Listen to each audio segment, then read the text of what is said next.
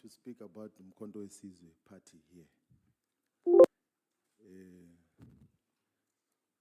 So if you say, why did you join and what attracts you, then you are forcing me to speak about Mkondo Wesizwe party here and the reasons. I will talk about Mkondo Wesizwe openly in the appropriate platforms.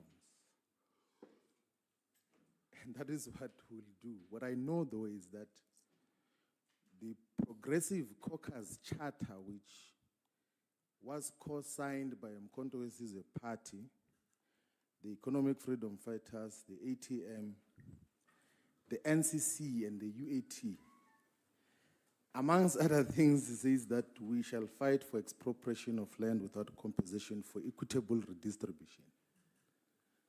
So that joint charter which we signed also says that we're going to fight for the nationalization of the commanding heights of the economy, in particular the mines and the banks. It also says that we're going to strengthen our democracy by ensuring that the government and all captains of the ruling class are held accountable to achieve a corrupt-free society.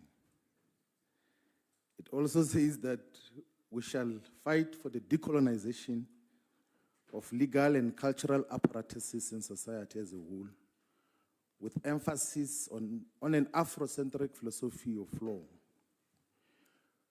So the charter which we jointly signed says that we shall fight for free quality education, healthcare, housing, water, and sanitation.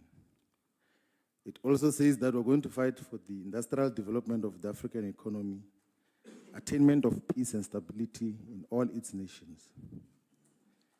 And it also says that we shall defend and promote the liberation, struggle legacy, and progressive internationalism. And part of the key tenets of the political ideological agreement that I know jointly defines the EFF and Mkondo Wesizwe Party is anti-capitalism, it's anti-racism, it's anti-sexism, it's anti-colonialism. And those, an anti-imperialist character as well, the rule of law. And those are the values which I know I can say this because these are values that commonly characterize the political parties.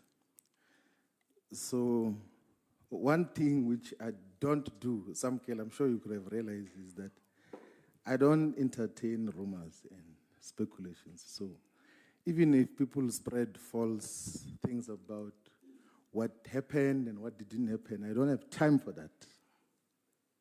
I don't have time for that. I deal with politics and political content strictly. So every time I'm going to have a political discussion or a media discussion, it will strictly be on content issues and how do we shape society, how do we build a progressive society which is going to benefit the black majority and Africans in particular. So that is the agenda that we're going to be communicating. Those things of who met who, when, and all of those things. Like, I went to Nkandla during elections, or last year, when we were setting up structures. I've never been to Nkandla in the recent past, but I don't want to enter into that discussion. And I will not be tempted, not once, to take platforms to talk about personal issues. All the time, we'll stick to the commitment of talking politics, of content, of ideology, of just how do we take society forward. That is strictly what we're going to deal with. The rest of the issues, I don't think they are worth responding. Thank you very much.